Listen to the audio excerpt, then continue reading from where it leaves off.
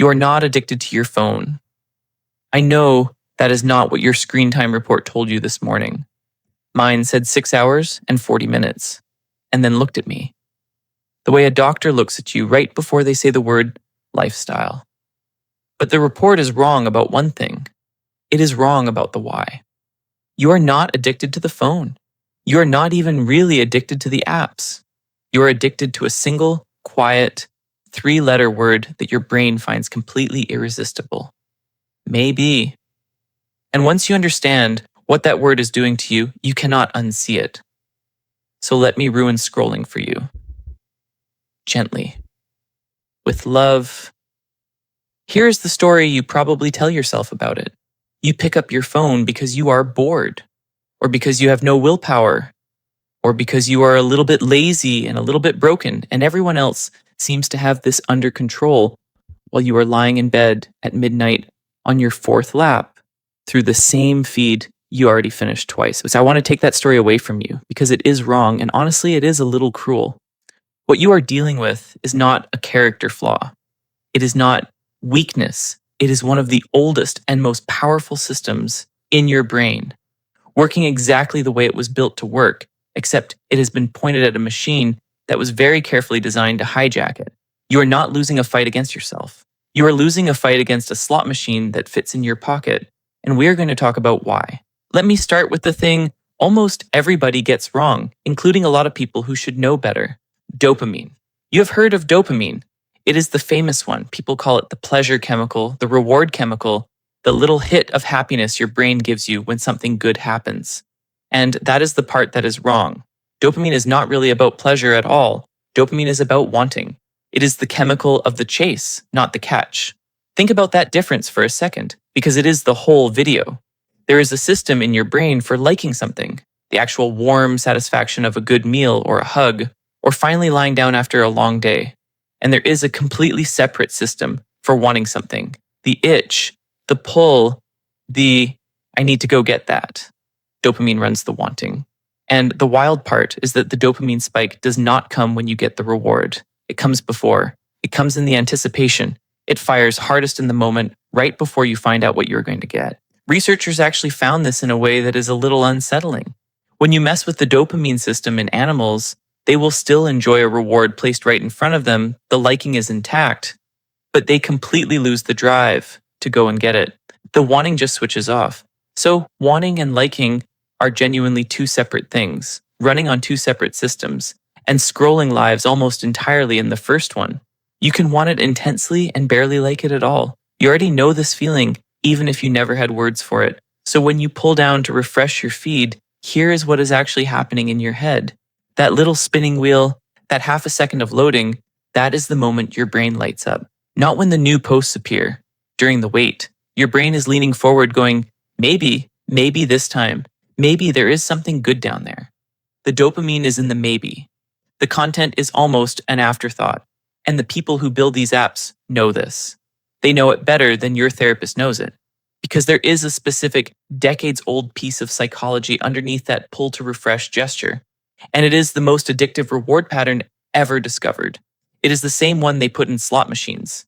Picture a slot machine for a second. Why is it so hard to walk away from? It is not because you win.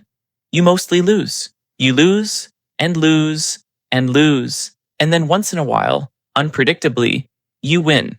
And you have no idea when the next win is coming. That unpredictability is the entire trick. If a slot machine paid out every single time, you would get bored in 10 minutes. If it never paid out, you would leave. But a reward that comes randomly on a schedule you cannot predict is a reward your brain cannot stop chasing. Psychologists figured this out with lab animals a long time ago. The unpredictable payoff produced way more obsessive, relentless button pressing than a reliable one ever did. A predictable reward is satisfying. An unpredictable one is a hook. There is an even sneakier layer to it called the near miss. On a slot machine, when 2 cherries line up and the third just barely misses, your brain does not read that as a loss. It reads it as so close, almost, go again.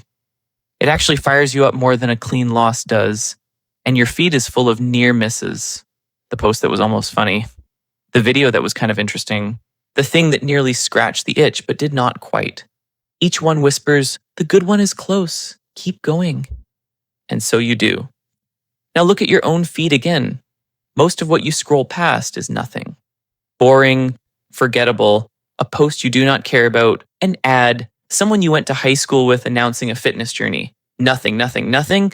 And then, every so often, unpredictably, something genuinely good. Something funny, something useful, something that actually hits. You never know which swipe it is going to be, so you keep swiping. Your thumb is pulling a lever, and the feed is a slot machine, and the jackpot is just a post I actually enjoyed. That is it. That is the whole prize, and your brain will chase it for an hour without blinking. And it is not only the swipe.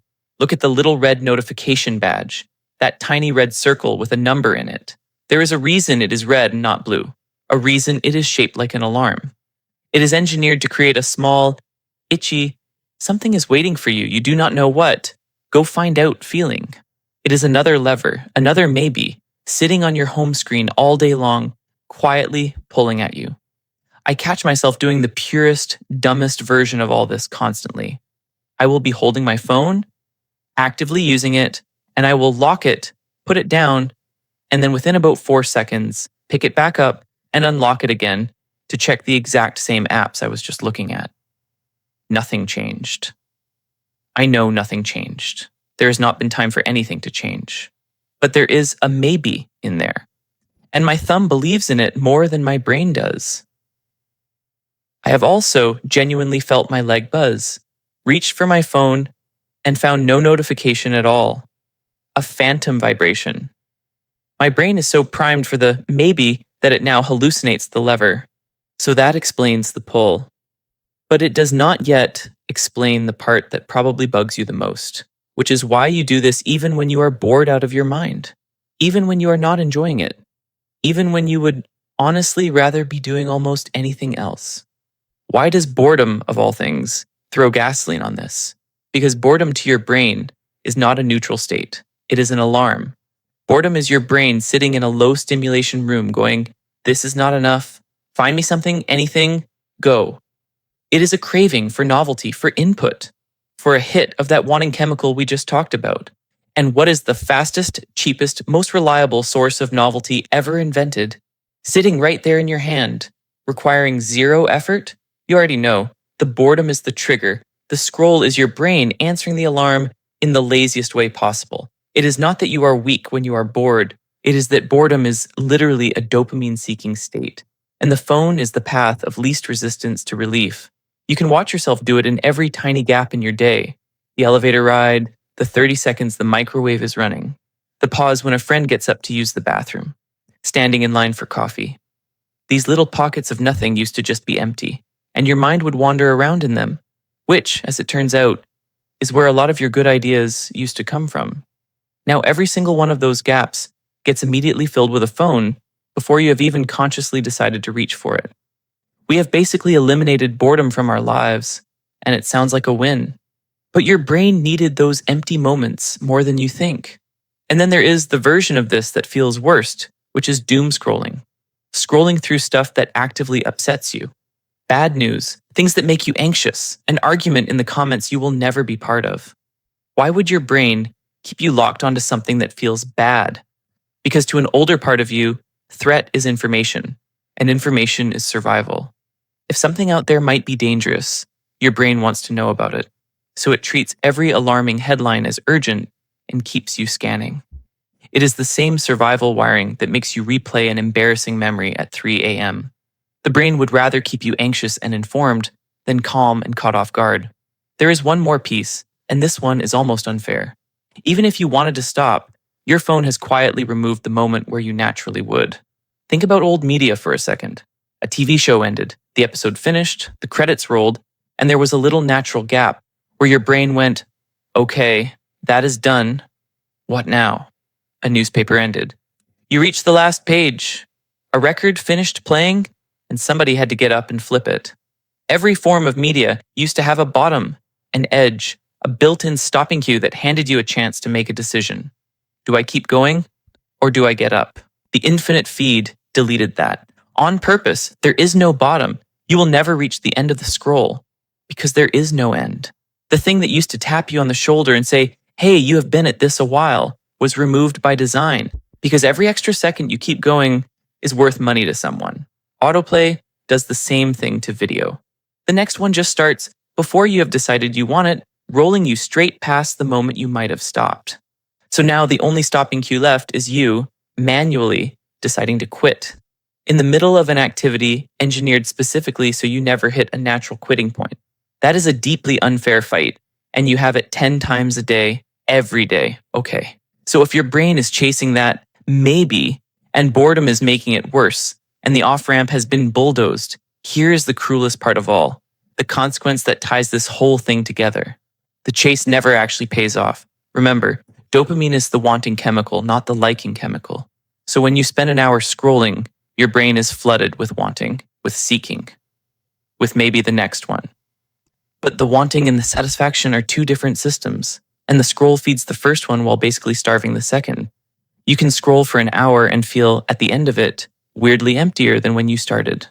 Not satisfied, not rested, a little hollow, a little agitated, like you ate an entire bag of something and somehow you are still hungry. Because you were not actually collecting moments of joy. You were chasing the promise of one over and over, and the promise is the product. The maybe is what you came for, and a maybe, by definition, never arrives as a real, final, satisfying yes. I felt this most clearly the time I deleted a certain app off my phone in a dramatic burst of self-respect. Capital D, dramatic. I announced it to my roommate like I was quitting smoking. And then 3 days later, I quietly re-downloaded it at a stoplight, told myself it was for one specific thing, and was right back to 45-minute sessions by the weekend. I did not lack willpower. I genuinely wanted to quit. I was just trying to out-willpower a system that does not care about willpower, that was built by very smart, very well-paid people, specifically to defeat it. That is the part that should make you go a little easy on yourself. And the openings are sneaky too. I cannot count the number of times I have picked up my phone to do one specific thing, reply to one text, check one date, and surface 20 minutes later watching a video about how glass is blown, with no memory of the original mission and no glass blowing in my future. The app does not want you to complete your task and leave. It wants to catch you on the way in and keep you. Which brings me to what you can actually do, because I am not going to explain the whole trap and then just leave you sitting in it. The first move, and this is the one that genuinely changed it for me, is to stop fighting the willpower battle, because you will lose, and start changing the machine instead. You cannot outdiscipline a slot machine. Nobody can, but you can take the lever away. Turn off the notifications that yank you in, especially the red badges. Move the worst app off your home screen, so opening it takes a deliberate extra step instead of a pure reflex. Some people even switch their screen to grayscale because it turns out a lot of the pull lives in the bright colors. Friction is your best friend here. Every tiny bit of effort you add between the impulse and the app gives that slower, wiser part of your brain a half second to catch up and ask, wait, do I actually want this? Or is this just the maybe talking? The second move is to give yourself back the stopping cue the app stole. Decide the end before you begin. I am going to look for 10 minutes, or I am going to watch this one video and then put it down. Set an actual timer if you have to. It sounds small, almost silly, but you are manually rebuilding the bottom of the feed that they deleted. You are putting an edge back on something deliberately designed to be edgeless, giving yourself a place to land instead of falling forever. And here's what I keep coming back to with all of this, the thing I really want you to walk away holding on to. The fact that you cannot stop scrolling is not a referendum on you. It is not proof that you are weak or distracted, or somehow worse than the generations that came before you. You have a brilliant, ancient, hard-working brain that was built to chase uncertain rewards, because for almost all of human history, the ones who kept checking, kept foraging, kept looking under the next bush for the next good thing, are exactly the ones who survived long enough to become your ancestors. That restless seeking kept your whole species alive. It is not a glitch. It is one of the best things about you. It has just been aimed at a glowing rectangle that pays out in maybe and never quite in enough. And the moment you can really see that, the next time your thumb drifts toward that pull to refresh on its own, you get a tiny flicker of choice you did not have a minute ago. You can notice it. You can think, Ah, there it is. I am chasing the maybe again. And you can decide, at least sometimes, to point all of that beautiful seeking energy at a bush that actually has berries on it. A real conversation, a walk with no headphones, the thing you have been putting off for a week, anything with an actual yes at the end of it, instead of an endless, glittering, gorgeous maybe. Your brain is not the problem. Your brain is genuinely incredible. It is just hungry, and somebody handed it the world's most convenient junk food and removed all of the plates. So feed it something real once in a while. It will thank you, probably around 3 a.m., when it finally has nothing left to chase and gets to actually rest. So let me ask, because I am genuinely curious and a little bit nosy. Which app is your slot machine? What is the one you open without even deciding to? The one your thumb finds completely on its own before your brain has a vote? Tell me down below. No judgment in here, I promise. I will be reading every single comment instead of doing literally anything else productive with my evening. So really, we are in this together.